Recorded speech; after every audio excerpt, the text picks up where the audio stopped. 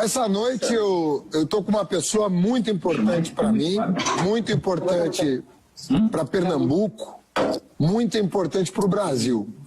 Eu estou com a neta de Miguel Arraes, lulista, petista, lidera as pesquisas no Recife, é uma personalidade que, como vereadora, se destacou nacionalmente, quase foi nossa candidata ao governo de Pernambuco em 2018, mas em nome de uma aliança para vencer o bolsonarismo, adiou por 2 anos um dos seus sonhos e agora se apresenta para a população de Recife, almejando a prefeitura, com todas as condições, todos os atributos de uma mulher líder, com ideias próprias, com capacidade de gestão e de formulação de políticas públicas. Muito boa noite, Marília Arraes. Boa noite, Haddad, boa noite a todo mundo que está nos assistindo.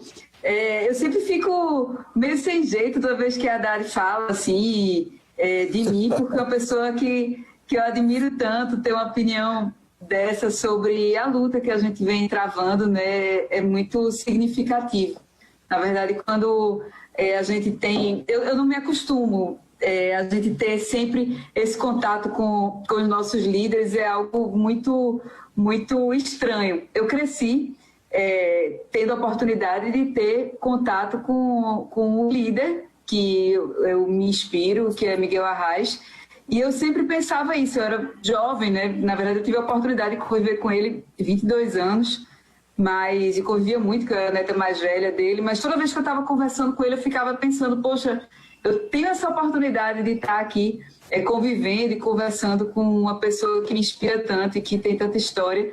E quando eu vejo Haddad falando sobre mim, Lula falando sobre mim, assim, eu fico, poxa, que oportunidade que eu tenho. E a gente tem que reconhecer essas oportunidades e aprender cada vez mais, Haddad. Na verdade, essa luta e esse reconhecimento que a gente tem conquistado dia a dia é fruto principalmente da coerência ideológica com que eu pauto minha atuação desde muito cedo, quando comecei na política, e espero que a gente possa cada vez mais aprender com os erros e se inspirar nos acertos nossos e de outras pessoas, para que a gente possa cada vez contribuir mais com a sociedade. É esse nosso objetivo.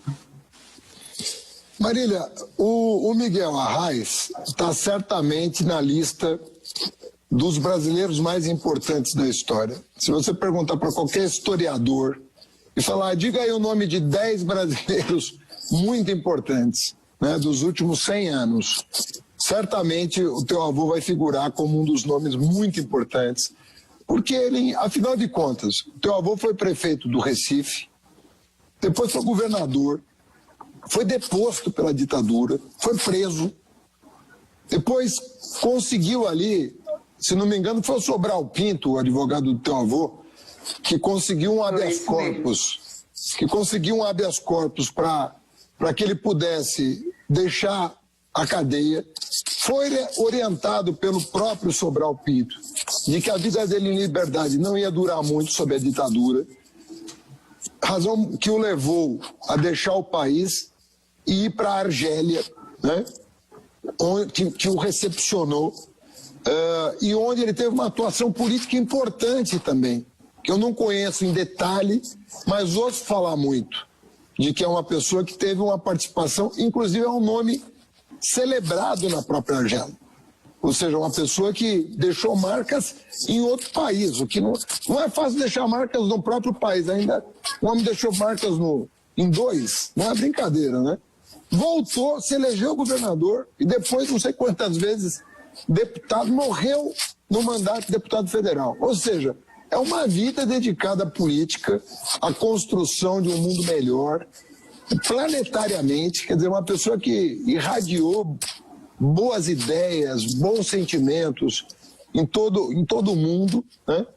E você teve a oportunidade de até 2005, né, que o seu avô faleceu, até 2005 conviver com essa grande personalidade.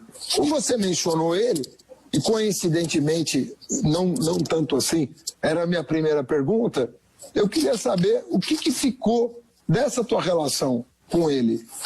Vocês conversavam sobre política, sobre o Brasil, você já era uma adolescente, um pouquinho mais que um adolescente, alguma coisa assim? Era jovem. Uma jovem. Mas já estava na faculdade, né? Ou seja, na faculdade você está, independentemente da família, você está abrindo a cabeça para o mundo. Então você estava ali com dois vetores atuando sobre a sua formação. A faculdade que você estava frequentando e a presença de uma personalidade como Miguel Arraes dentre as pessoas que conviviam com você. Então eu queria que você contasse um pouco, não da neta, da relação, também dessa relação, mas para além da relação avô-neta, o que vocês conversavam, o que ele te via como uma... Assim, ele tinha uma visão avançada da mulher, ele via a mulher, né, independentemente de você, mas a mulher, a figura da mulher, como uma peça-chave do desenvolvimento nacional, do desenvolvimento humano, politicamente falando. Como era essa relação? Você falou do reconhecimento que ele tem na Argélia e em outros países, e é realmente impressionante, Haddad. Eu estive na Argélia alguns anos atrás e várias lideranças políticas, inclusive que compõem o próprio governo atual, na época em que ele estava exilado na Argélia, eram militantes políticos que estavam compondo o novo governo. É importante lembrar que a Argélia era um país que estava... fazia pouquíssimo tempo, 2 anos, que estava independente, tinha havido aquela batalha de Argel, uma independência conquistada com muita luta pelo povo da Argélia, e foi um governo composto por esses revolucionários e que tinham uma relação muito próxima com Arraes. Ele por ser considerado uma liderança de esquerda, uma liderança popular e também porque era um intelectual, além de político, ele era um estudioso, né? Então, ele tinha essa influência, e não somente na Argélia, porque a Argélia terminou sendo um território em que exilados de vários países iam para lá, eram acolhidos lá na Argélia, exilados que faziam parte da luta popular. Então, tem amigos nossos de Moçambique, por exemplo, que participavam da Frelimo com o Samora Machel, e de diversos outros países que conviviam com a família e que até hoje ainda mantém essa convivência conosco. Quando eu cheguei na China, que me apresentei, a primeira coisa que o diplomata que estava nos recebendo perguntou foi o que é que eu era de Miguel Arraes. No Chile, outros companheiros lá do Partido Socialista do Chile também, quando me apresentei, comentaram e perguntaram. Ano passado, eu estive na Alemanha, numa missão diplomática, a convite do governo alemão, e o intérprete também, a primeira coisa que perguntou quando eu disse que era de Pernambuco, e ele viu o sobrenome Arraes, perguntou qual era o parentesco que a gente tinha. Então, ele realmente ficou como uma referência do Brasil em diversos lugares do mundo. E eu sou a neta mais velha dele, né? Eu sou a neta mais velha das mulheres, e a gente... por isso, também a gente tinha uma relação muito próxima. E estar na política, atuar na política desde muito cedo, era uma forma de me aproximar dele, de me manter próxima a ele, porque Arraes sempre dedicou mesmo sua vida à política, às atividades políticas de uma maneira geral. Então, estar ali era uma forma de me aproximar dele, de aprender mais com ele, de conviver mais com ele.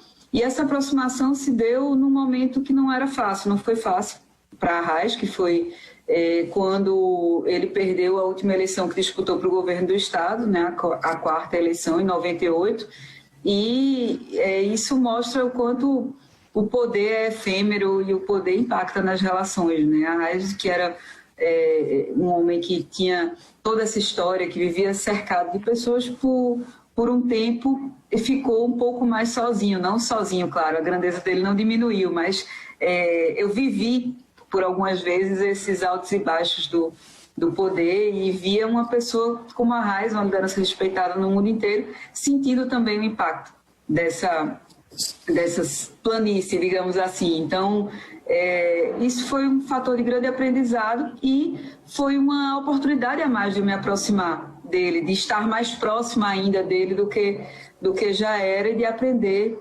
bastante. E algo que ficou sempre, né, como ensinamento, eu já era jovem, estudava na mesma faculdade em que ele estudou, a Faculdade de Direito do Recife, aqui foi o primeiro curso jurídico do Brasil, e a Arraes também era formado lá na Faculdade de Direito, e eu estudava lá. Então, isso era um fator que nos aproximava também mais. E o que ele comentava da faculdade parecia que era um jovem comentando da faculdade naquela época, como se tivesse evoluído pouco, desde as atitudes dos professores ao comportamento dos alunos. E eu também pude testemunhar o quanto isso mudou quando houve a democratização do acesso às universidades durante os nossos governos, né, com as cotas. Hoje a gente vê pobre, negro na Faculdade de Direito do Recife, que sempre foi um curso bastante elitista. E o que ficou de Arraes foi a coerência. Muitas vezes a gente assistia a algum discurso dele, algum programa, alguma gravação dele mais antiga, de 10, de 20 anos atrás, e ele dizia: observe que nada mudou, né? Nada mudou do que ele vinha defendendo, da linha que ele vinha adotando, do discurso que ele fazia, das ideias. Então, isso sempre ficou muito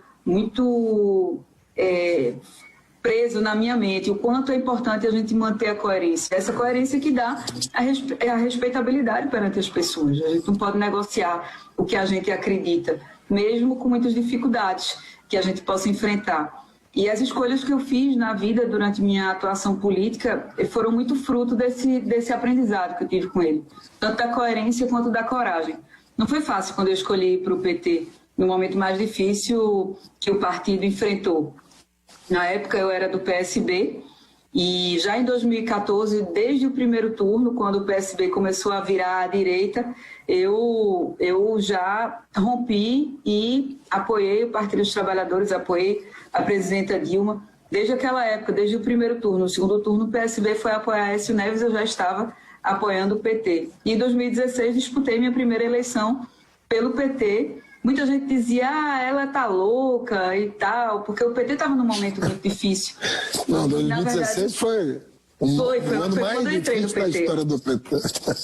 Pois é, e foi a eleição que eu tive mais voto. A população reconheceu a coerência nessa minha atitude, e aí a gente começou a andar Pernambuco, a correr o Estado, para garantir a defesa dos nossos direitos. Aqui em Pernambuco não tinha mais nenhum deputado federal do PT, a gente estava num momento difícil, e foi aí que a gente começou a construir essa ideia. Na verdade, de início não era essa a ideia principal de ter uma candidatura ao governo, mas de fazer a defesa dos direitos do trabalhador contra a reforma da Previdência, da maneira como estava posta, contra a reforma trabalhista, tentando esclarecer para o povo pernambucano e o que é que estava em jogo ali. Então a gente começou a rodar cada cidade, cada associação, sindicato. Começava com uma reunião com 5 pessoas, com 10 pessoas, daqui a pouco a gente estava juntando 100, estava indo para a rua, estava levando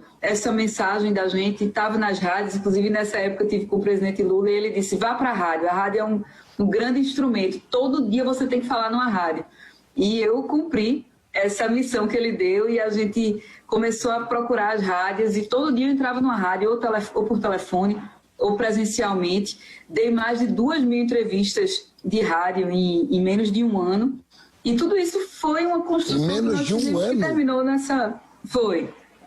A gente... E rodei aí, só de carro, rodei mais de 200.000 quilômetros, só aqui dentro de Pernambuco. E foi assim que a gente fez essa construção. Não foi somente por conta de sobrenome, não foi só se escorando em uma coisa ou em outra. Foi com muito trabalho e, claro, se inspirando. O sobrenome Arraes é uma referência, mas não é somente ele que existe, né? A gente, além dele, a gente tem uma militância, uma luta que, eu costumo dizer, a forma de caminhar é diferente, o caminho é o mesmo, o objetivo que a gente tem são os mesmos de Arraes, que é o combate às desigualdades, a diminuição da injustiça social, mas a forma de caminhar é diferente. Eu procuro me inspirando nele, na coragem, na coerência, construir um caminho próprio, uma maneira própria, até porque o momento é outro, né, Haddad? Não dá para a gente simplesmente falar em legado, a gente chegar e dizer, não, eu tenho um legado, o legado do PT é importante, o legado de Arraes é importante, mas a gente tem que falar olhando para o futuro. Aqui no Recife mesmo, estou falando muito, né? Você disse que eu podia falar à vontade, eu vou falar. O espaço é para as pessoas que estão nos ouvindo te conhecer, apreciar o teu discurso e sair dessa entrevista com vontade de te fazer prefeita do Recife, se Deus quiser. Vamos lá. Aqui no Recife, por exemplo, eu digo muito, uma das cidades que mais tem legado do PT para a gente defender, para a gente falar. As últimas grandes intervenções, tanto urbanas quanto sociais, aconteceram nos governos do PT. O Recife era uma cidade que sempre, historicamente, teve muita palafita. Nos governos do PT teve um investimento decente em moradia, que a gente conseguiu tirar as pessoas das palafitas, urbanizar as áreas. A Brasília Teimosa foi um marco no governo do presidente Lula. Ele esteve aqui com todo o seu corpo ministerial. E hoje a gente vê o Recife voltar a ser a cidade das palafitas. Quando a gente vai fazer uma análise do que foi gasto na cidade, por exemplo, em habitação, foi gasto 0,7% do orçamento em habitação em 2019. Isso é nada, isso é praticamente o custeio de um cabide de emprego de uma secretaria. Não tem investimento concreto em habitação, quando a gente sabe que precisa se buscar maneiras de se garantir esses investimentos. E desde 2013, o que a gente tem visto é que existem desculpas em cima de desculpas que são dadas. Por exemplo, quando se... Só um minutinho. Minha filha está aqui falando. Vem cá, falar com o pessoal. Oi, linda. Está aqui. Em 2013, se dizia que porque rompeu com a presidenta Dilma, vai ter candidato a presidente, não consegue investimento. Aí, eles votaram pelo impeachment da presidenta Dilma. Depois, ficaram meio assim com Michel Temer, romperam com Michel Temer também, então colocava a culpa em Temer. Agora em Bolsonaro. Claro que a gente sabe que Bolsonaro persegue o Nordeste e tudo mais. Agora, a gente tem que bater na porta. É fazer o quê? É o que está aí. Enquanto ele não sai, é o presidente que tem, então tem que correr atrás de investimento, de linhas de financiamento, colocar o Recife de volta nas condições de se conseguir empréstimos com juros mais baixos, para que a longo prazo não se deixe a prefeitura quebrada, né? Então, tudo isso precisa de um esforço da prefeitura. Então, a gente precisa defender o legado do PT? Precisa defender o legado de Arraes, mas tem que falar também olhando para o futuro, o que é que a gente pode fazer no momento atual, quais são as condições que nós temos para fazer o Recife melhorar e combater as desigualdades, que tem sido o nosso maior objetivo. O Recife Cidade Inteligente tem 5 eixos, que são saúde, educação,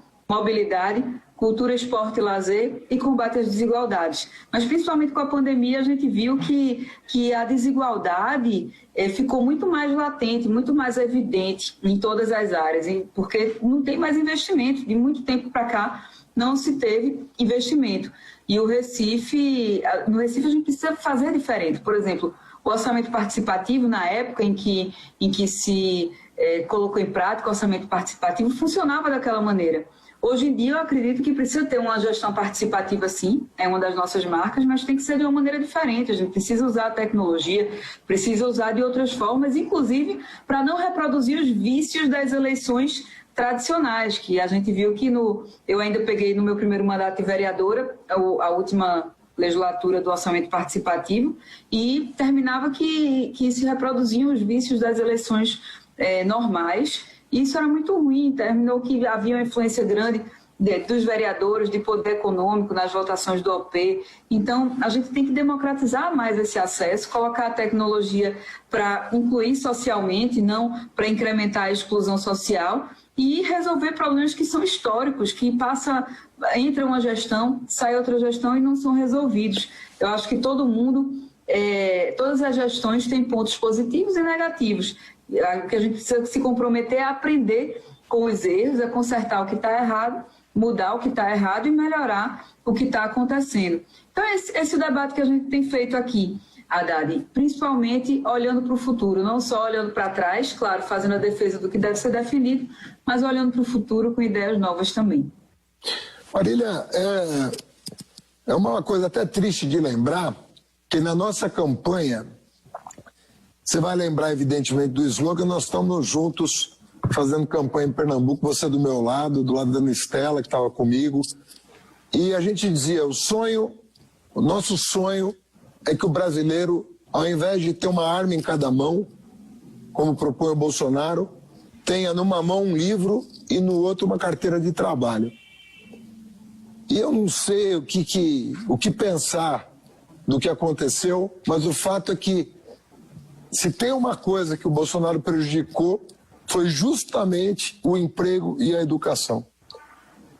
Sobretudo pela maneira como ele lidou com a pandemia, né, uma maneira desastrosa. Ele postergou as medidas que deviam ter sido tomadas na origem, e ele, de certa maneira, ao postergar as medidas, que ele acabou nem tomando, porque tomaram por ele adiou a solução do problema. Então nós ficamos num estado crônico.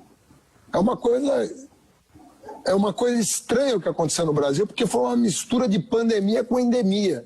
Nós ficamos num estado crônico durante 6 meses. E até hoje nós temos pouca segurança em mandar as crianças para a escola e tal. A gente sabe que prefeito gerar emprego é uma coisa muito complexa, porque o prefeito tem um orçamento limitado, ele pode ter obra, frente de trabalho, isso sempre ajuda. Mas agora, na educação, o prefeito pode fazer muito. Na educação, pode fazer. E as crianças, evidentemente, não podem voltar para a escola a não ser uma situação de segurança. Agora, quando essa segurança for restabelecida, seja pela vacina, seja pela queda drástica da contaminação, nós vamos ter que recuperar o tempo perdido. Eu queria saber, qual que é o teu diálogo com o setor da educação? Você está numa terra de educadores, grandes personalidades da educação, grandes literatos, grandes escritores. Ou seja, Pernambuco já deu para o Brasil nomes proeminentes em todas as áreas da cultura. É uma terra, gente culta, gente inteligente, gente que tem uma relação com a produção artística, com a produção literária, com o teatro, enfim.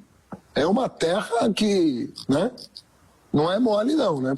Eu queria saber qual que é a tua relação com esses setores que estão sendo tão maltratados pelo governo federal. Sobretudo educadores, cientistas, classe artística, né, escritores. Você está buscando uma aproximação com essas pessoas, né? Você tem 2 eixos do teu plano de governo que dialogam com isso. Como é que você pretende atuar nessas áreas?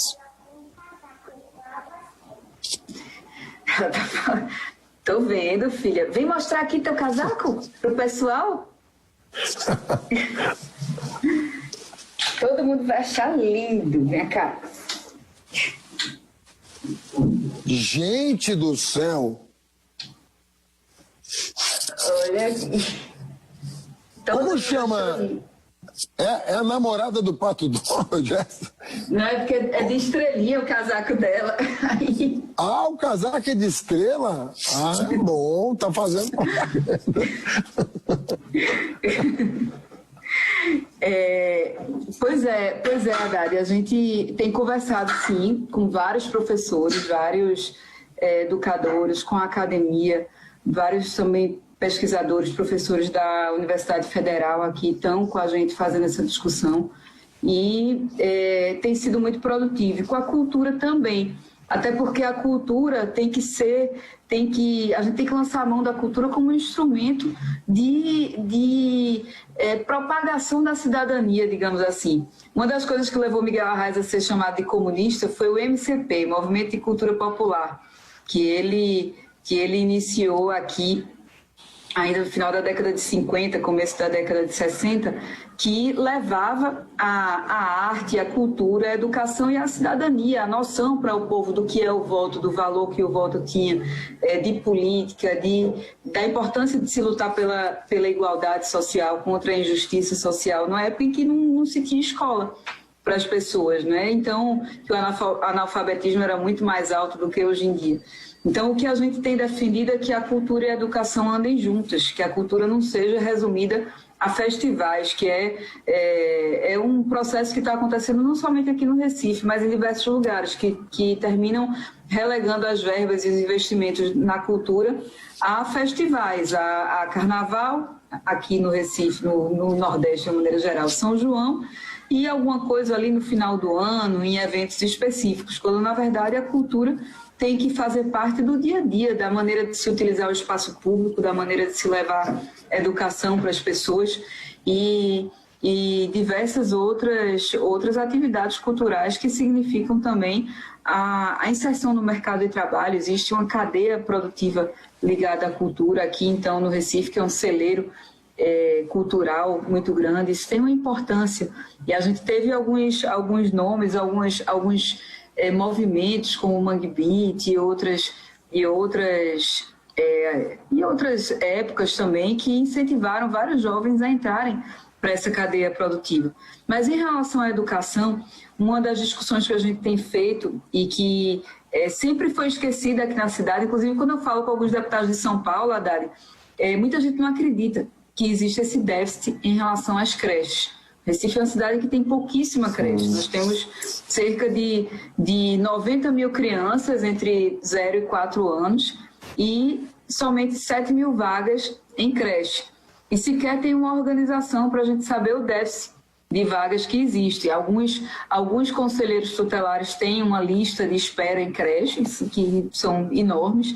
Por exemplo, tem um bairro aqui no Recife que tem 40 mil famílias, somente 100 vagas em creche. E a gente tem listas específicas, mas não tem um controle efetivo do déficit que existe. Então, a gente está fazendo um estudo de como a gente vai poder, durante os 4 anos, ir erradicando essas listas, né? Como é que a gente pode suprir esse passivo de vagas em creche, que impacta diretamente na vida das famílias, especificamente das mulheres, que é a nós que é relegado esse papel de cuidado, e também das crianças de uma maneira geral, que crescem sem ter esse apoio, esse suporte, esse desenvolvimento pedagógico. Mas também existe uma desigualdade entre as próprias escolas. Enquanto tem escolas que são muito boas, tem outras que não têm sequer espaço para os alunos, principalmente da educação infantil, para os professores trabalharem,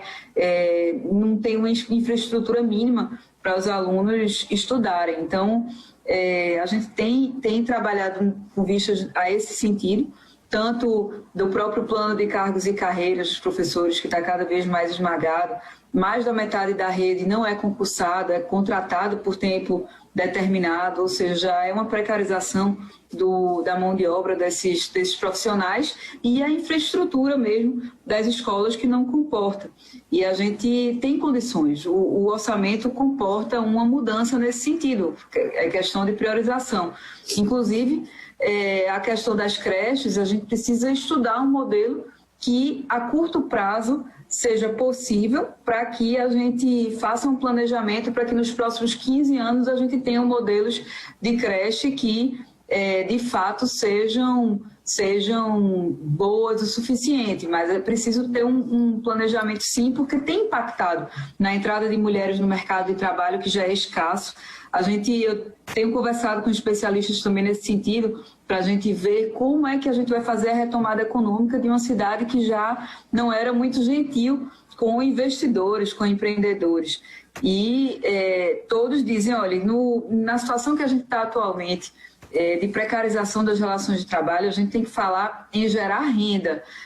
Infelizmente, né? O emprego de carteira assinada, se gerar nesse momento como a gente está hoje, é bem complicado. Agora, tem que se incentivar o empreendedorismo para que as pessoas sejam menos exploradas quando se tornam empreendedores por vocação. Não dá para a gente considerar empreendedor como como a Prefeitura tem feito, por exemplo, distribuir, sortear, na verdade, smartphone e bicicleta para jovem entregar aplicativos. Se é para ser empreendedor por obrigação, então que a Prefeitura intermedie uma boa relação entre essa pessoa que está buscando uma qualificação para ter o seu negócio, para ter sua renda, na verdade, mas que seja menos explorada na situação que o mercado está submetendo os trabalhadores. Mas eu queria saber de você alguns exemplos de políticas públicas que a gente pode se inspirar aqui para o Recife em relação à educação, você que é um símbolo para todos nós da luta pela educação inclusiva de qualidade no país. Olha, Marília, eu acho que o maior desafio, né, eu acho que você, em primeiro lugar, você tocou num ponto que para mim é central. Pouca gente fala, porque o Lula fez tanto pela educação do Brasil que é difícil apontar onde ele fez mais, sabe? Foi na superior, foi na básica, foi na infantil, foi na especial, que na verdade foi em tudo. Ele multiplicou por 5 o orçamento do Ministério da Educação. Por 5 em 8 anos. Então é uma loucura o que ele fez. Isso permitiu a gente investir em todas as etapas. Então, ele foi o presidente que mais expandiu creche no país, ele foi o presidente que universalizou pré-escola, ele foi o presidente que melhorou mais a qualidade do ensino fundamental, ele foi o presidente que mais abriu vaga na universidade, sobretudo para as classes trabalhadoras. Então, isso é inegável. Agora, você apontou um dado, que é a educação infantil, que é crucial para o desenvolvimento do país. Então, já te dou aqui nota 10 aqui, porque você botou o dedo na ferida. Agora, uma coisa que é pós-pandemia é a questão de tirar o atraso que as crianças inevitavelmente vão ter que enfrentar. Ou seja, tem que ter uma política de tirar a defasagem que foi criada pela pandemia, agravada pelo governo Bolsonaro, que não soube coordenar as ações para encurtar o prazo da pandemia. A ação isso que as pessoas precisam entender. A ação do Bolsonaro, ao invés de encurtar o prazo da pandemia, alongou. Então, uma coisa que poderia durar 90 dias está durando 180. Esse é o problema do governo Bolsonaro. Ele alongou, ele dobrou o tempo de solução do problema, por falta de determinação, falta de coordenação. Bom, esse atraso não vai ser tirado em 1 ano. Você não vai conseguir, em 1 ano, oferecer 1 ano e meio de conteúdo para essas crianças. Então você vai ter que planejar em quanto tempo nós vamos tirar essa defasagem e garantir para as famílias que essa criança que foi prejudicada pela pandemia, ela vai se formar como a geração que concluiu os estudos foi capaz de se formar. Então vai ter que ter um planejamento pedagógico de médio e longo prazo, de coordenação das ações, e eu sei da sua capacidade de gestão, para que a gente passe para as famílias a segurança de que os filhos dessas famílias, filhos e filhas, vão ter a sua recuperação garantida, porque não é culpa deles ter criado uma pandemia. E se alguém tem culpa nessa história desse prazo todo, é o governo, que não soube fazer a gestão da crise. Mas, enfim, você vai assumir dia 1º de janeiro em condições de falar para as famílias, olha, eu tenho 4 anos de mandato e eu vou tirar essa defasagem através de um planejamento que eu vou fazer junto às redes, com os diretores, com os professores, né, com os gestores, e nós vamos tirar esse atraso de maneira a entregar uma criança plenamente formada, com total capacidade de inserção no mercado de trabalho, na vida cidadã. Então eu acho assim, que a tua tarefa no ensino fundamental, sobretudo, que é a atribuição da prefeitura, tem que ser expandir a educação infantil, como você falou, essencial isso aí, tem que ser o alto das prioridades e garantir às famílias que você não vai deixar nenhuma criança para trás. Olha, e Haddad, é importante dizer que a educação não é desconectada de outras áreas, porque não é somente porque a pessoa não tem acesso à internet ou não tem um celular. Na verdade, a desigualdade, a pobreza é que gera essa exclusão, esse apagão educacional que a gente está vivendo. Não é somente a falta de um equipamento ou de outro. Quando você vai para a vida real, no dia a dia, de quem está na periferia, de quem está nas áreas mais pobres da cidade, não tem condições da criança participar de uma aula, ainda que ela tivesse internet, ainda que ela tivesse o equipamento, tem que ter um lugar para assistir a aula, tem que ter muitas vezes uma orientação, um acompanhamento de alguém ao lado, e não dá, às vezes a mulher, muitas vezes, né, metade das famílias, cerca de metade das famílias é uma mãe sozinha que toma conta dos filhos, uma mulher tem ali 3, 4 filhos em idade escolar e nem tem equipamento, nem tem internet, nem tem lugar para aquela criança assistir aula, nem ela tem instrução, condição, paciência, tempo suficiente para estar ali com aquelas crianças. Então, é um conjunto de fatores que leva a essa diminuição das oportunidades e que a gente tem que trabalhar como um todo, desde a moradia, a assistência social. Né? Eu acho que também a questão da inclusão digital, você sabe que eu fiz aqui praças Wi-Fi. Na minha época, 8 anos atrás, não tinha praça Wi-Fi na cidade de São Paulo. Eu espalhei 150 praças Wi-Fi. Dava para 30 mil pessoas simultaneamente acessar a internet gratuitamente na cidade de São Paulo, pago pela prefeitura. E agora, enfim, nem isso é suficiente. Agora, eu sou da opinião, como educador, como professor, que assim, criança tem que estar na escola e a escola é presencial, com os coleguinhas, com a professora, é assim que você educa. Mas a inclusão digital é inevitável. Nós não podemos esperar o século 22 para incluir as pessoas digitalmente, como aconteceu com a energia elétrica no século XX. Precisou o Lula chegar à presidência para garantir o luz para todos. Será que nós vamos esperar 100 anos para garantir a banda larga para todos? Não dá. O Brasil precisa. É que com esse governo... Pernambuco foi antes de Lula, viu? Pernambuco em 98 estava quase 100% eletrificado. Foi. Foi a RAS que eletrificou Pernambuco aqui. Inclusive, o presidente Lula, acredito que tenha se inspirado no que aconteceu aqui em Pernambuco. É possível, porque eram muito amigos. E, bom, o teu avô apoiou o Lula inúmeras vezes, né? Se não me engano, foi o Luz para Todos e o Farmácia Popular que foram inspirados em programas aqui do estado. É possível. Lafep, e aqui Pernambuco em 98 já estava praticamente 100% eletrificado. Mas realmente foi uma conquista que todo mundo achava que não ia acontecer. Mas a diferença, Haddad, é que muitas vezes a luz, para você levar a um sítio que fica mais afastado da cidade, para levar a luz até aquele lugar era mais caro do que levar para a cidade inteira. Enquanto levar internet não é caro. Levar a internet é barato. Não é uma política pública que demande um investimento de altíssima monta, como levar uma rede de eletricidade, para lugares distantes. É que você não transmite eletricidade a não ser por fio, né? E no caso da internet, você ilumina a cidade de outra maneira. Na verdade, é uma frequência que você pode iluminar a cidade. É um sinal, né? Como a TV, como a rádio. Ou seja, você tem toda a razão. Você tem tecnologias hoje de iluminar. Iluminar no sentido internetico da palavra. Você tem condições de iluminar a cidade, bairros inteiros, por meios tecnológicos muito mais acessíveis. E o que eu digo é o seguinte, não pode esperar o século 22 para essas crianças, entendeu? Que precisam frequentar uma escola, que precisam estar numa sala de aula, que precisam de um laboratório, que precisam da presença de um profissional habilitado para isso.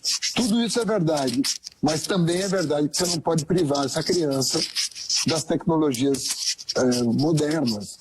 Então, é o que você falou. Educação é uma coisa que tem um escopo muito mais abrangente. Sempre, quando você falou até te interrompi a hora que você estava falando, assistência social é fundamental para a educação, porque tem família que precisa de assistência social. Você não garante aprendizado só na escola. É um conjunto, é um enxoval que você tem que garantir para as famílias. Por que o Bolsa Família foi tão importante? Porque muitas mães dependiam do Bolsa Família para manter seus filhos na escola. Só quem não conhece a pobreza pode achar que Bolsa Família não tem a ver com educação. Bolsa Família tem tudo a ver com educação. Por isso que o Lula é querido por tanta gente, porque ele garantiu, né, uma abertura de possibilidades que não estavam dadas, né? E eu ia te perguntar um pouco agora, Marília, da questão da saúde, né, que é um outro eixo importante. Perguntei de cultura e educação. Vamos agora para o terceiro eixo do teu programa, que é saúde. O que você vai mirar na área da saúde que você considere que está na ordem, no topo das prioridades do povo de Recife? Primeiro, eu vou contextualizar vocês da situação da saúde aqui no Recife. O que é que acontece? O Recife foi uma cidade que, durante os governos do PT, mas principalmente o primeiro governo Lula, foi uma cidade que cresceu muito em relação ao número de equipes de saúde da família. Passou de 27 para mais de 200 equipes de saúde da família, ou seja, teve uma rede que foi sendo estruturada. Mas desde então, há 8 anos, o que é que está acontecendo na cidade? Parou de se expandir a rede de atenção básica e começou a se criar um modelo de muleta, a gente chama de muleta, do serviço prestado pelo Estado, que são as UPinhas, que na verdade termina que as pessoas não têm definido o que é de verdade uma UPinha. O cidadão ainda até hoje não compreendeu exatamente o papel da UPinha, mas terminou que não se expandiu como se deveria, não se investiu o que se deveria na atenção básica, e ao mesmo tempo a UPinha também deixa um serviço mais a desejar, né, em relação ao serviço que deveria prestar, que seria o atendimento emergencial e também esse serviço do dia a dia de apoio às equipes de PSF. Então, o que a gente precisa é investir na atenção básica, na saúde mental, que as equipes de saúde da família tenham, de fato, a composição de todos os seus profissionais. Em muitas das equipes faltam médicos, faltam enfermeiros, enfim. Então, tem que haver esse diagnóstico, né? Fazer esse diagnóstico do que está acontecendo e possibilitar o acesso à atenção básica. A gente tem acompanhado que em alguns municípios se aproveitou o momento de pandemia para implementar a telemedicina.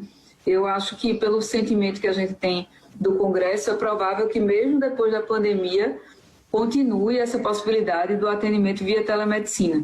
Mas caso não continue a telemedicina de médico para médico ou de médico para paciente, é possível se continuar de médico para médico. Inclusive, a gente fez uma conversa com o Padilha e ele disse o quanto era importante durante os Mais Médicos, né, quando existia de verdade mais médicos, a telemedicina de médico para médico, porque o médico de saúde da família atende a cerca de 80% das questões que levam alguém a procurar um médico.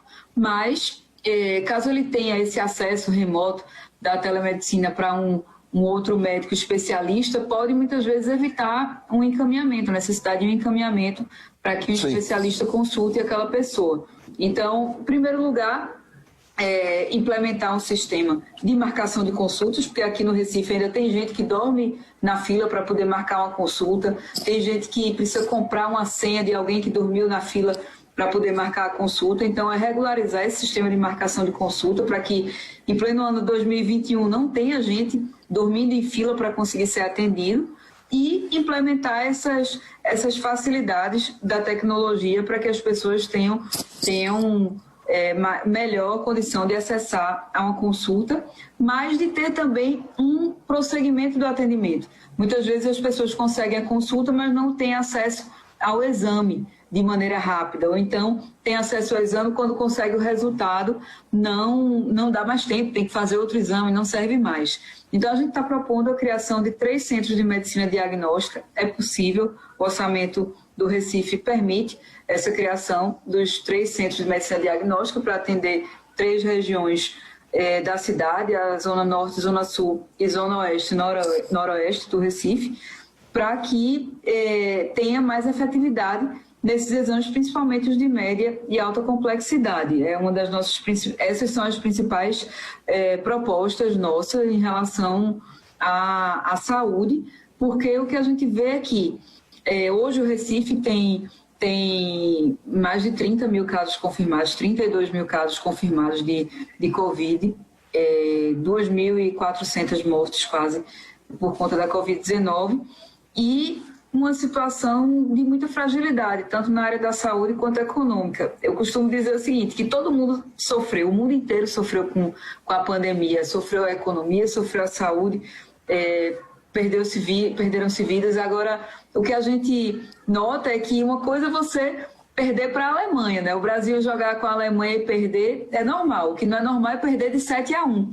E as cidades que não têm uma atenção básica forte estão perdendo de 7-1 para a pandemia da Covid-19. Mostra o quanto é importante a atenção básica, que tem equipes de PSF preparadas para estarem nas casas das pessoas, porque não dá também para colocar um agente de saúde da família para atender 500 residências, ele não vai dar conta, ele vai passar anos e não vai atender todo mundo, não vai ter esse mapeamento da cidade de uma maneira geral.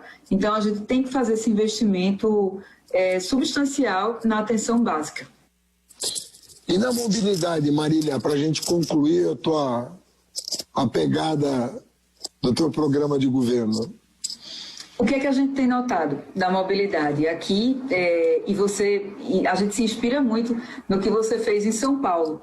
Aqui, a lógica da mobilidade é voltada para o carro, quando, na verdade, o carro é que causa maior congestionamento e que cerca de 15% das pessoas usam para se locomover de casa para o trabalho. Hoje existem alguns caminhos, né? Alguns pedaços de faixas exclusivas de ônibus e pedaços de ciclofaixa. Mas o que é que a gente nota? Que não existem ciclomotas. Exatamente, não seguem uma lógica, não seguem uma funcionalidade.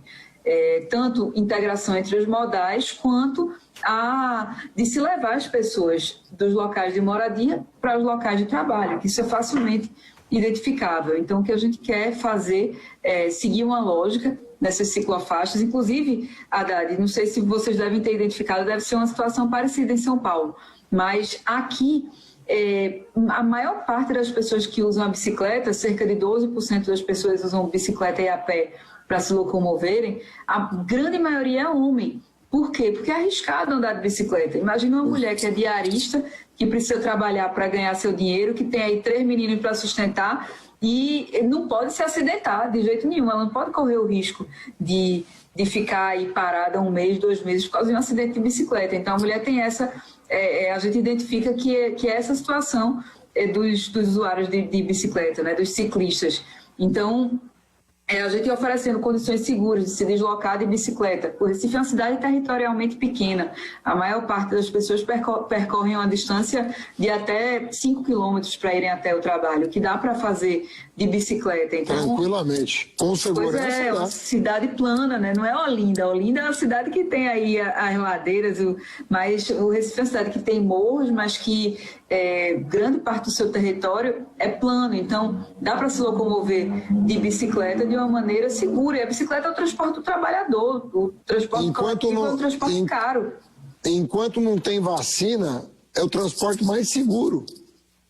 Exato, inclusive Berlim lançou um manual de como se implementar ciclofaixas, né, emergenciais para a pandemia da Covid-19. Poucas cidades implementaram. Aqui se faz isso no final de semana, no domingo, na verdade. Por que não faz durante esse período para evitar as aglomerações? Inclusive as empresas de transporte coletivo estão funcionando com a frota reduzida. Isso está gerando ainda mais aglomerações nos terminais de ônibus, nos próprios coletivos. E o que a gente tem visto aqui, a lógica da mobilidade tem sido vista pela ótica do carro e pela ótica do empresário de ônibus. Não é isso que a gente quer. A gente precisa colocar a serviço do usuário e fazer valer a força que o Recife tem no consórcio metropolitano. Na verdade, a cidade do Recife sozinha não tem condições de impor, fazer algumas imposições que a gente gostaria, mas é a cidade mais forte do consórcio metropolitano, é a capital, e tem um poder de mobilização com outras cidades da região metropolitana. Tem algumas questões, por exemplo, a a integração temporal, para não ter que fazer o usuário do transporte coletivo ir ao terminal. Exato. Não, tem a questão de pagar 2 vezes, mas tem também o transtorno de ter que ir a um terminal para ir pegar um outro transporte, quando a gente poderia fazer a integração temporal, que já faz tempo que é um pleito de diversas pessoas, para que em qualquer parada de ônibus, durante um interstício de tempo, de 2 horas, por exemplo, se você possa sair de um transporte e ir para outro sem pagar uma outra passagem. Aqui, você precisa ir para terminais, enfrentar outra fila e aí conseguir a integração de ônibus. Então, a gente tem elaborado... A integração não é possível em qualquer lugar da cidade, só nos terminais. Não, só nos terminais. E os terminais são aí você lota os terminais. Exatamente, exatamente. Aqui em São Paulo, o PT criou o bilhete único, que te permite durante... Agora, o Dória e o Covas cortaram o benefício. Mas, se não me engano, ela chegava a 4 horas. Durante 4 horas você podia fazer, numa direção única, né? Você podia fazer quantos baldeamentos você precisasse até chegar ao seu destino, sem ter que passar por um terminal. Eles cortaram, foi o bilhete único? Eles cortaram a metade o tempo. Então, isso afeta muito o pobre, porque o pobre mora longe. E quanto mais longe você mora... Porque aqui, quando você fala em 2 horas em Recife, é uma coisa. Quando você fala em 2 horas em São Paulo, é outra. Aqui as distâncias podem chegar... Você está falando de uma cidade que tem 12 milhões de habitantes, 1.500 quilômetros quadrados. Ou seja, você pode estar falando de uma pessoa que tem que andar 50 quilômetros, por exemplo. Aqui no Recife não tem essa distância toda. Exatamente. Então, o tempo aqui é muito importante para o pobre. Muito, muito importante. E para ele, pagar uma passagem a mais é muito custoso. Você está falando de mais de R$4. E de volta são 8. No mês são 200. Como é que faz? A pessoa não tem R$200 a mais. Percebe? A pessoa às vezes ganha uns R$2.000. Você está falando 10% da renda dela. Uhum. Então, Marília, se perdeu muito nesses 4 anos no Brasil todo. São 4 anos que as pessoas estão perdendo direitos. Desde o golpe, só se fala em retirar direitos. E nós temos que repor esses direitos. Né? E repor não significa só dar o que elas tinham. É dar também o que elas deveriam ter. Já deveriam ter. E não tem. Como é o caso do bilhete único. Entendeu? Uhum. Aqui, Marília, a gente chegou a criar um bilhete que era mensal. O sujeito que fazia uma compra de um bilhete pelo mês. E ele andava quanto ele quisesse durante um mês inteiro, pagando uma tarifa mensal. Justamente como tem em vários lugares do mundo, né? Como tem em vários lugares do mundo. Agora, o transporte é visto pela ótica do empresário, né? Existe uma força muito grande que termina interferindo, entra governo, sai governo, e não tem governantes com coragem suficiente para fazer determinados enfrentamentos que precisam ser feitos. Uma coisa que a gente fez aqui também, que ajudou muito o transporte, por incrível que pareça, foi a lâmpada LED. A gente iluminou com LED os bairros pobres da cidade todos, porque muita gente não pegava ônibus, sobretudo as mulheres, com medo de andar à noite, em rua mal iluminada. O LED ilumina 3 vezes o que uma lâmpada comum ilumina. E as mulheres pararam de ter medo de andar, porque conseguem enxergar quem está vindo a 100 metros de distância. Então você consegue combinar coisas. Muita gente acha que trabalhar pela segurança é só colocar uma arma na cintura, né? Aqui mesmo teve uma discussão bem polêmica sobre o armamento da Guarda Municipal. Porque o que acontece? A Guarda tem mais de 150 anos, sempre foi armada, a Guarda do Recife. De 8 anos para cá, foi desarmada. Então, eu fui para um debate e me perguntaram: o que é que você acha de armar a Guarda? Você é contra ou a favor? Eu disse: olha, eu não vejo problema de a gente discutir o armamento da Guarda, de voltar a armar a Guarda, na verdade, com o treinamento necessário, com toda a qualificação, com o combate ao racismo institucional, tudo isso. Agora, não pode se pensar que isso é a solução, né, para tudo. O que a gente precisa é trabalhar a cidade de uma maneira que auxilie na segurança pública. A gente não pode também fazer da guarda uma mini PM, uma mini polícia, achando que colocar uma arma na cintura vai resolver todos os problemas. Muito pelo contrário. A iluminação é importante, o uso do espaço público, a gente levar maneiras de a cidade ser vivida pelas pessoas. Tudo isso melhora a segurança, a situação, a sensação de insegurança quando as pessoas vão para as suas casas e os espaços públicos estão sendo utilizados, estão sendo bem iluminados, bem cuidados, que as pessoas se apossam deles, né? Então, tudo isso reflete isso e outras questões, a própria educação, a inclusão social de uma maneira geral reflete positivamente na segurança, vai muito além da polêmica de se armar ou não uma guarda ou qualquer outra instância, né? Marília, como é que está a tua vida? Você ainda está reclusa, já está saindo um pouco, já consegue conversar com lideranças, com líderes comunitários, interagir para a formulação de plano de governo? Como é que você está lidando com a pandemia em meio à campanha já? Já estamos quase começando a campanha, né? Já faz uns meses que eu quase que voltei à vida normal.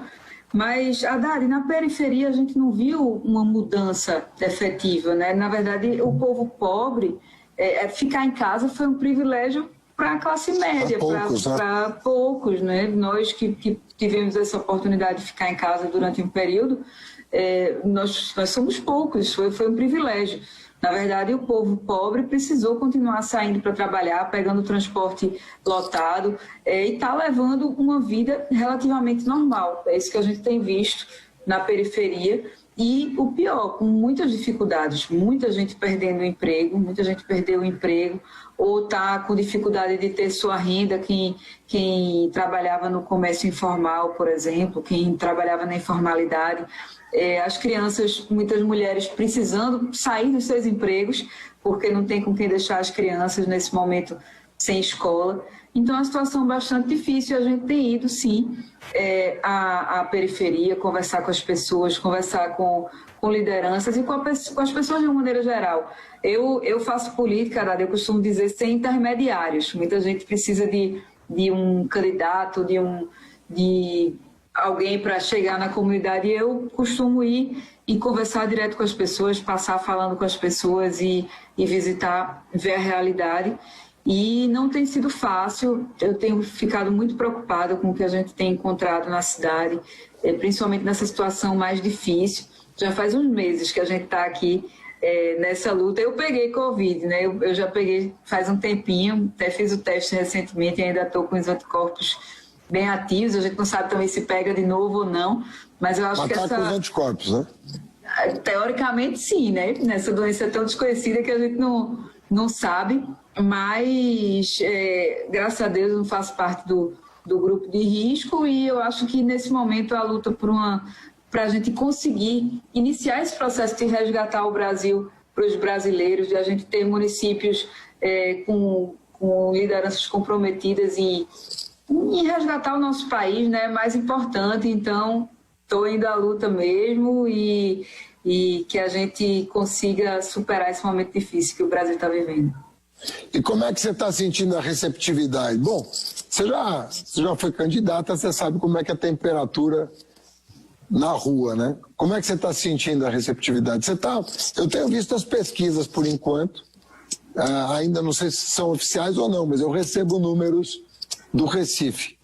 Mas quero crer que você está sentindo na rua já um pulsar diferente.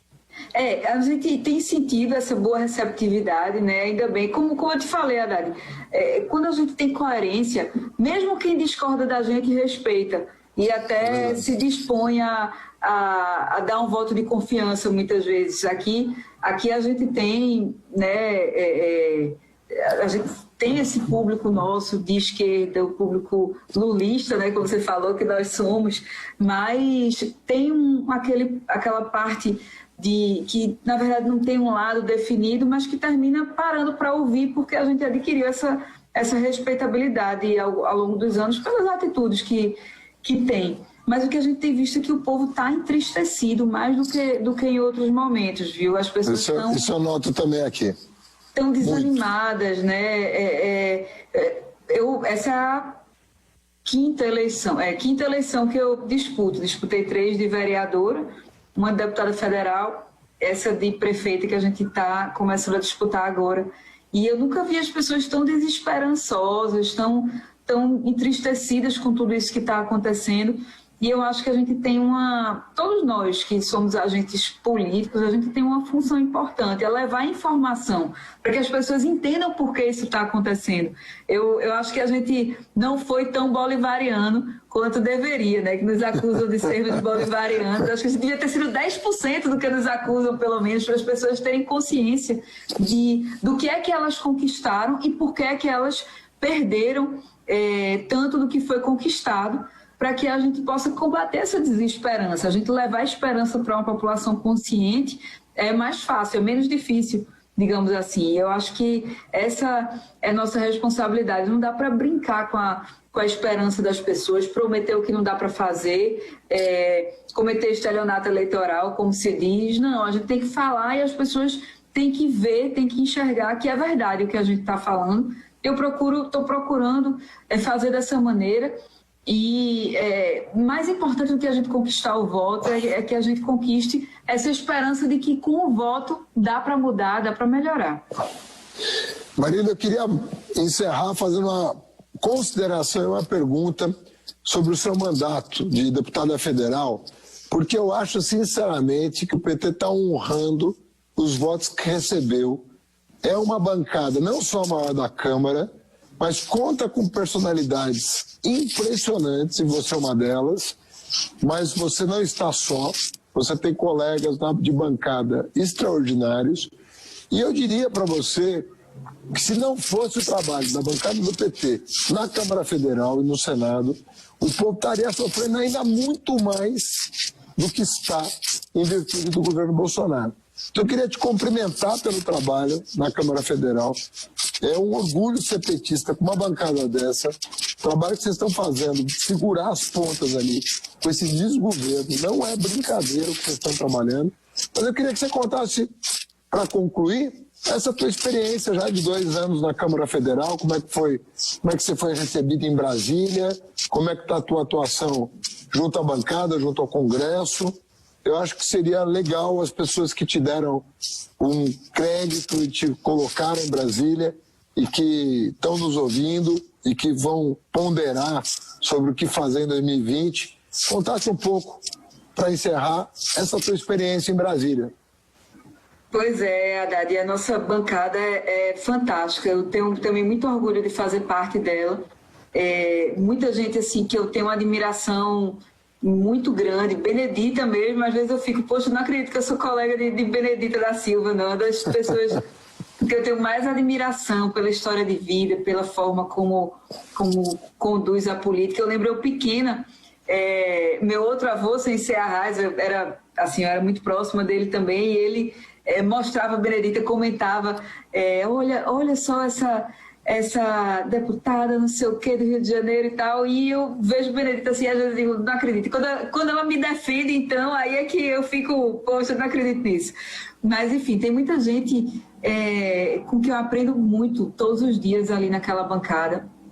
E na Câmara, de uma maneira geral, não tá fácil, viu, Haddad? Às vezes a gente vê defesas e posicionamentos do pessoal bolsonarista que eu digo, meu Deus, como é que pode? Eu não acredito que isso está acontecendo, porque são coisas que pouco tempo atrás você imaginava que não tinha ninguém que tivesse coragem de defender publicamente, né? A homofobia, o preconceito, tudo isso, a defesa da ditadura militar. Minha gente, em 2014, tem um vídeo que é Bolsonaro e o filho sozinhos lá, soltando fogos, comemorando o 31 de março. E ano passado, esse ano não, porque estava em pandemia, mas ano passado foi uma guerra de gente querendo fazer comemoração do golpe militar. São coisas assim surreais que a gente vê. Um dia eu chego lá no plenário, quando eu vejo, está um deputado, que eu não vou dizer o nome, todo fantasiado de bandeira do Brasil, sacudindo uma cueca com a bandeira americana, dizendo que a bandeira do Brasil tinha que ser usada. Então, assim, é um momento muito difícil. A internet tem um papel fundamental nisso, né? A gente tem muitos parlamentares ali que se comportam, na verdade, como youtubers. Inclusive, eu tive uma dificuldade muito grande no começo de chegar e fazer live, de fazer as coisas, porque eu dizia, não, esse pessoal que faz isso não pode, porque você vê, tem uma votação, é o pessoal votando e lá fazendo live, falando com as pessoas. É uma mudança de comportamento muito grande em relação ao que a gente acompanhava de antes, né, da Câmara Federal, de como eram. Tinha ali vários ex-governadores, né, pessoas ex-prefeitos de capital, muita gente. E hoje em dia tem muita gente que está ali no primeiro mandato, principalmente do lado mais à direita, que tem posicionamentos que são mais complicados, e a gente tem feito esse embate. E eu acho que tudo isso a gente tem que utilizar como uma forma de conscientizar as pessoas do que é o voto para deputado federal. O voto para deputado federal define o futuro do país, não é somente o voto para presidente, né?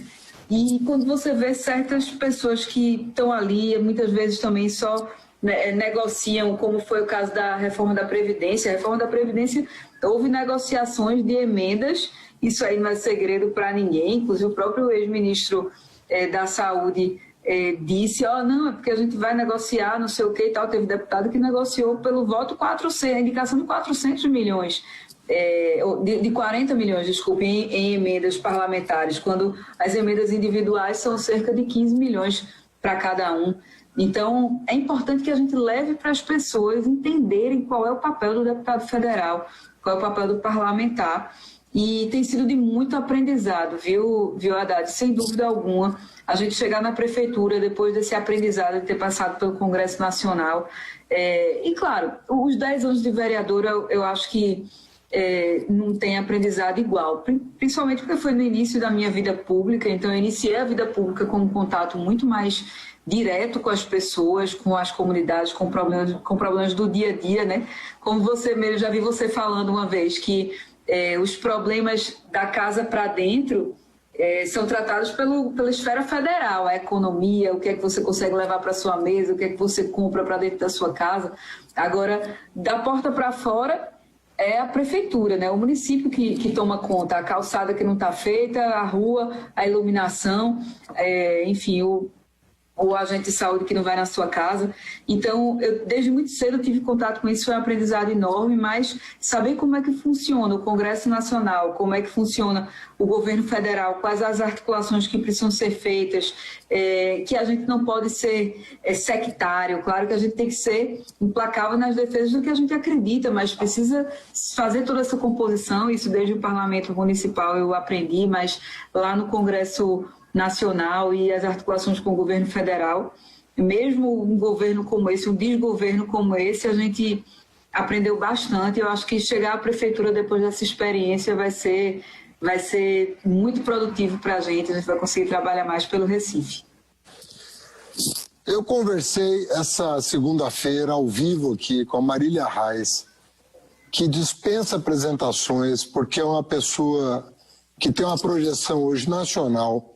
Não é só pelo sobrenome, que deve honrá-la muito, porque é uma das grandes personalidades históricas desse país, mas também pelo fato de ter tomado decisões difíceis na vida, em momentos cruciais da vida nacional recente, e que reúne qualidades únicas, na minha opinião, para pleitear um cargo tão importante numa das principais cidades do país.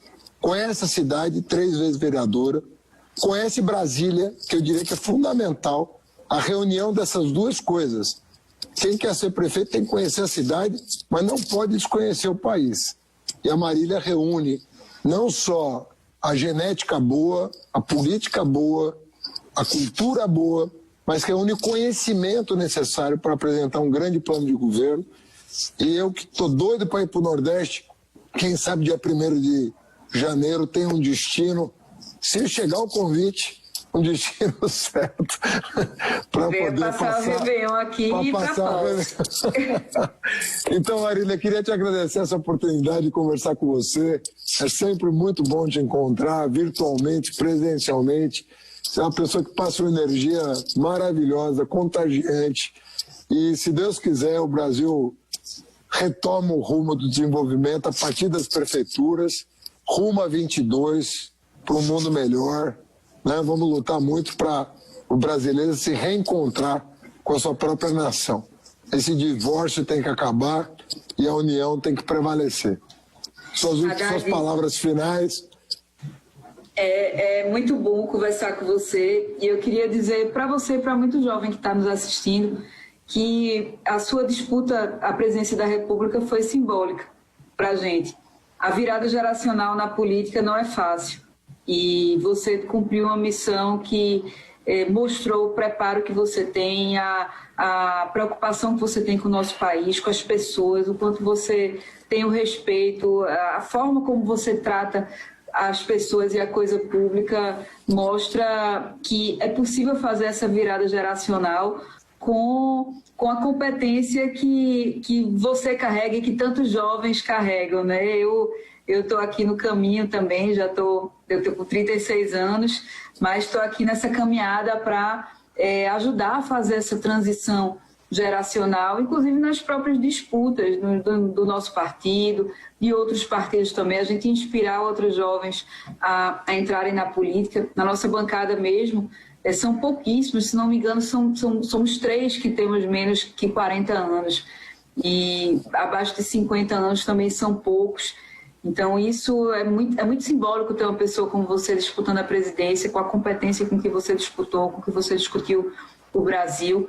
E muita gente, sem dúvida alguma, tem hoje um remorso não ter votado no professor. Mas o importante é que a gente está aqui, que a gente não desiste, que a gente resiste, que a gente continua com compromisso com o nosso país.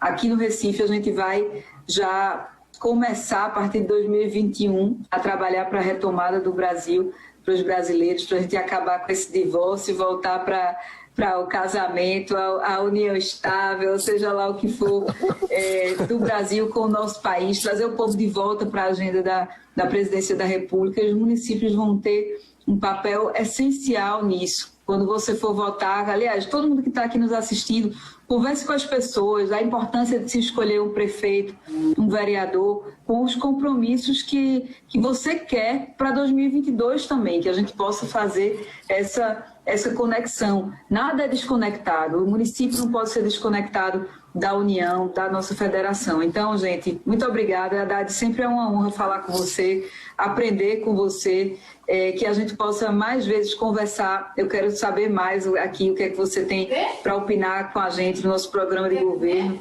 Vamos fazer mais discussões sobre educação, sobre diversas áreas que você implementou tão bem aí em São Paulo. Eu quero falar mais sobre a mobilidade, sei que você tem muito para falar com a gente, para conversar com o Recife sobre isso. E queria chamar quem está nos assistindo aí pelo Facebook de Fernando Haddad para nos seguir nas redes. Marília Arraes, no Facebook, no Instagram, no Twitter. Segue a gente. Se conhecer alguém do Recife, chama para conhecer as redes da gente, as propostas que a gente tem feito. Haddad, muito obrigada e até a próxima. Grande beijo, Marília. Até a próxima. Um beijo para quem está nos assistindo, para o Recife e para o Brasil. E na próxima segunda-feira, sempre nesse mesmo horário, uma pessoa dessa estatura, se Deus quiser, semana que vem nos espera. Difícil alcançar a Marília, mas eu vou tentar. Grande abraço para todos. Beijão, Haddad. Valeu. Beijão, pessoal. Tchau, tchau. Valeu. Tchau.